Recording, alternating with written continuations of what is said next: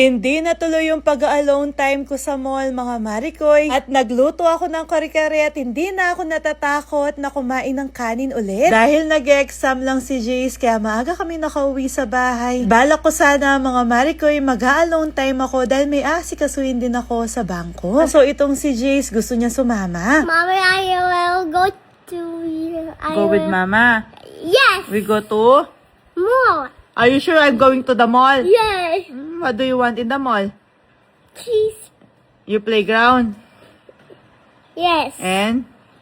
Side. At dahil hindi ko siya matanggihan, mga Marikoy, kaya nag-decide ako na isama ko na siya. Siyempre, isasama ko na din si Ate Christine para matuloy ko pa rin yung binabalak ko na pag-alone time. Na sana kami, biglang pinaalala ni Jace na hindi pa siya nagpapabango. Eto, mga Marikoy, gamit niya na naman itong Gentle ng Jace Perrin Cologne. Hypoallergenic ito, kaya sobrang safe siya sa mga bata at sobrang safe din sa skin nila. So si Jace nga, dahil gusto niya yung amoy, mga Marikoy, nilalagay niya talaga sa pisngi para lagi niya daw naaamoy. Ilang araw niya nang ginagawa yan, mga Marikoy, pero wala namang ibang nangyayari sa mukha niya. Pero syempre, kapag sensitive yung skin ng mga anak niyo, huwag yung ipapagaya itong ginagawa ni Jace. So si Jace kasi, mga Marikoy, dahil gustong gusto niya yung amoy, kulang na lang ipagligo niya sa katawan niya. Di ko na nga siya binabawalan kasi may unlimited supply naman kami dito sa bahay. Kaya ang nangyayari, mga Marikoy, yung isang bote, isang araw lang talaga sa kanya. Itong Jace Perrin Cologne, mga Marikoy, hindi ko pala nire-recommend sa mga baby. Lalo na kung months old pa lang, mga Marikoy, 2 years old pataas yung pwede. Di talaga kami nagpagawa ng cologne para sa mga babies. Dahil nagtanong-tanong din kami sa mga doctors, mga Marikoy, lalo na sa mga pedya. At madami nga nagsabi sa amin na bawal pa daw talaga yung pabango sa mga baby. Kaya kapag may bumibili sa amin at sinasabi nila na months old pa lang yung baby nila, hindi talaga namin sila binibentahan. Anyway, pagdating nga pala namin sa mall, dumiretso kami dito sa may playground. Kaya sinama ko si Ate Christine para may kasama si Jay sa paglalaro dito. At hindi pa ako nakakaalis, mga Marikoy, nag-away na silang dalawa, nagtampo siya kay Ate Christine. Papaalalay kasi siya kay Ate Christine dito at kagad naman nagtampo itong si Jace. Pero kinausap ko siya, kapag lumabas siya, sasama siya sa akin at ayaw naman niya, kaya tinuloy na niya yung paglalaro. Tapos, iniwan ko na sila, mga Marikoy, at pumunta nga ako dito para magpalinis ng mga kuko. Nakakaawa na kasi yung mga kuko ko, mga Marikoy, grabe na talaga yung itsura nila, kaya ngayon, lagi ako nakasapatos. Diyan natagalan ako dito, mga Marikoy, kasi yung nakuha daw nila na kalyo, nasa 1 kilo na. Pamassage na nga din pala ako ng mga paa. Pagkatapos, mga Marikoy, dumiretso muna ako sa CR. Katapos ko naman sa CR, pinuntahan ko na sila Jace para sunduin. Kaso ayaw niya pang umalis dito.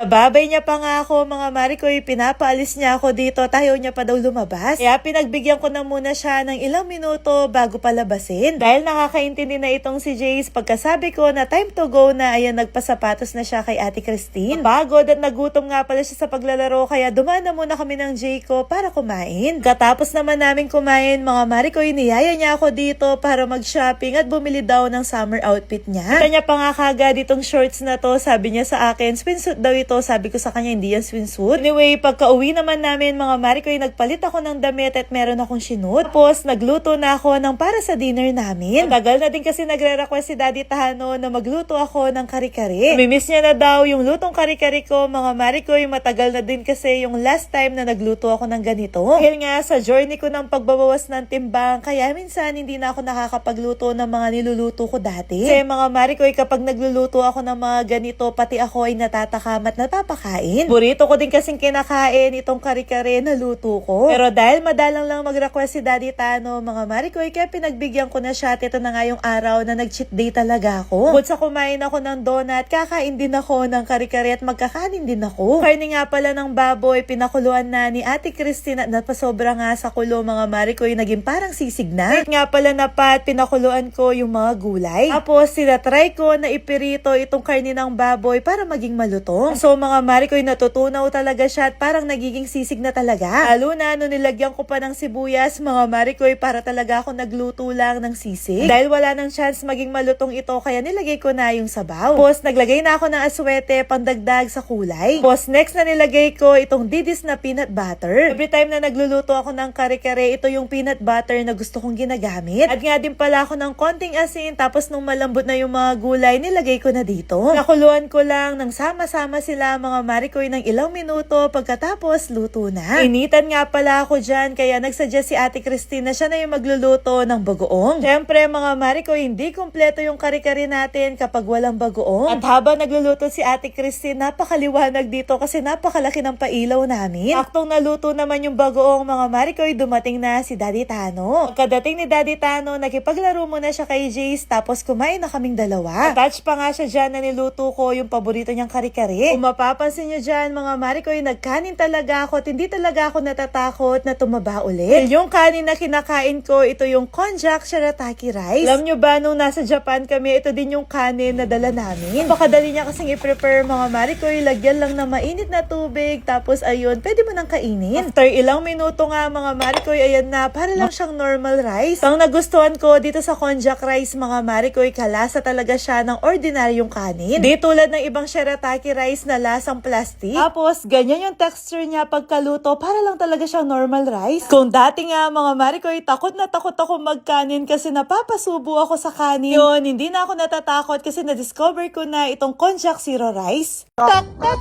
tok, tok, tok, tok, tok.